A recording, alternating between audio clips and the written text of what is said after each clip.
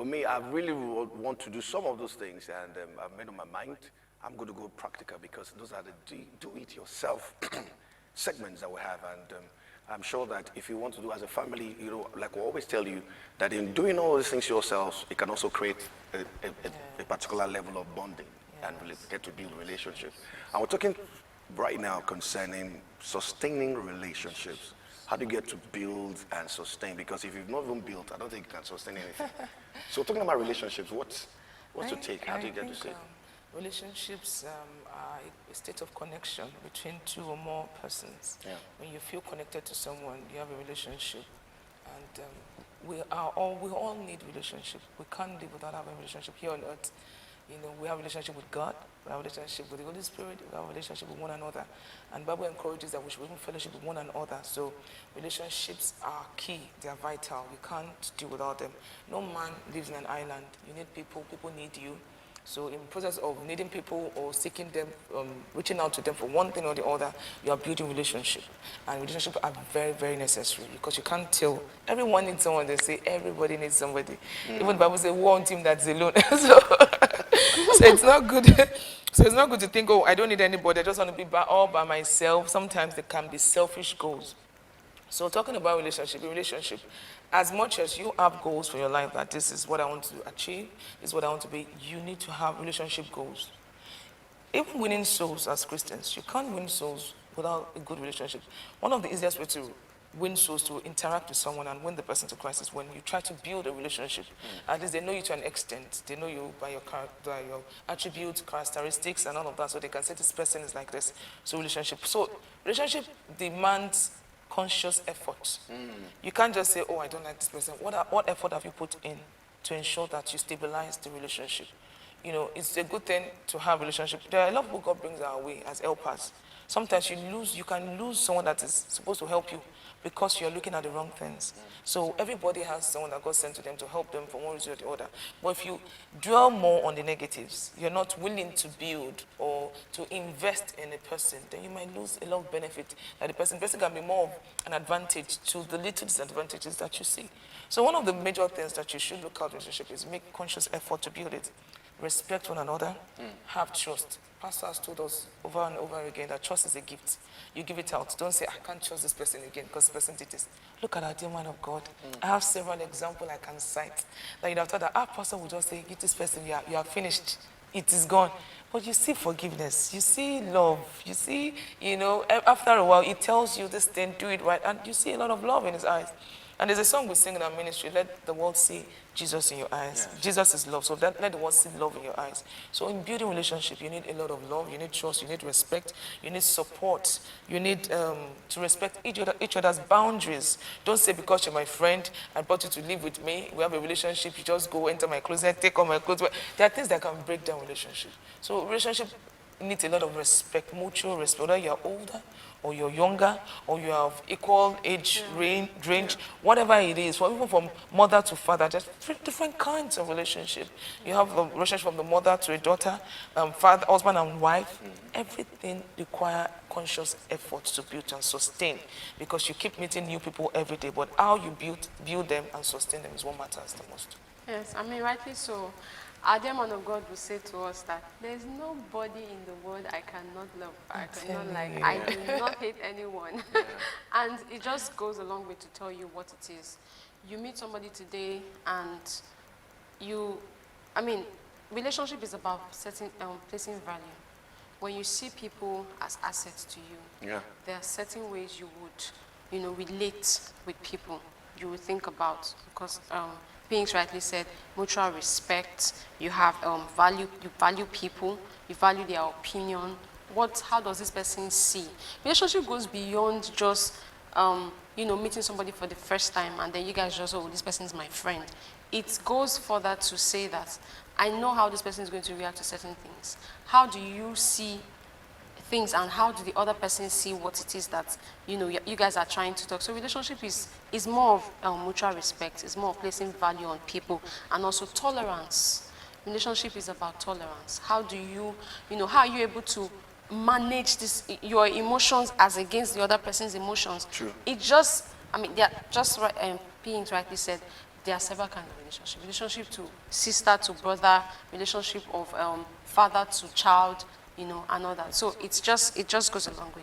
It goes a long way, and we have a guest, and she's going to be telling us more concerning how to sustain your relationship. And I'm talking about none other than a very special guest is Maureen Odiakose. Is a pastor and a psychologist by profession who has over 7 years of experience. She has attended several trainings and conferences with relevant certification cutting across different areas and fields of psychology. And this has in turn made her to become very relevant and remarkable. She's having to do many remarkable feats in our world. And joining us today via Skype is a very special person, that is Maureen Odiakose. Good morning, ma. Good morning. Oh, okay.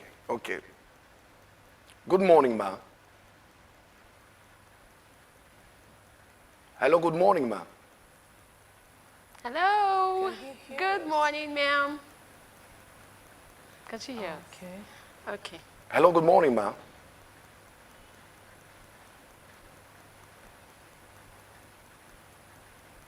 Okay, while we're waiting, because I know she's there because of the connection, one thing that I also know concerning it is that you both highlighted some basic things, talking about trust, talking about mutual understanding, and the value, having to place value, because it's very important where all of these different things play into that, they're intertwined, and they always have that thing, because if you don't have a trust for anyone, you cannot value the person.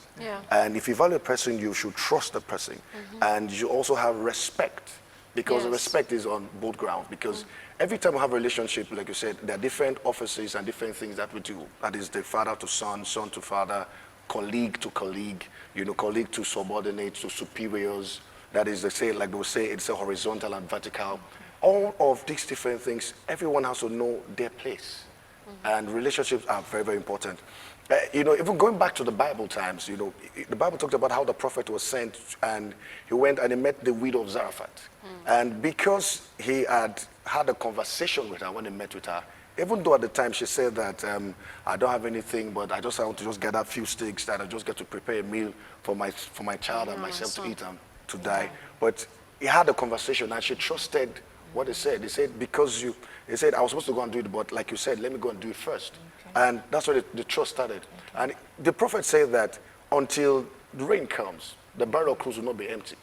And until the rain comes, the cruise of oil will not be dry. There's going to be a lot of things for you. And they were sustained because there was a relationship.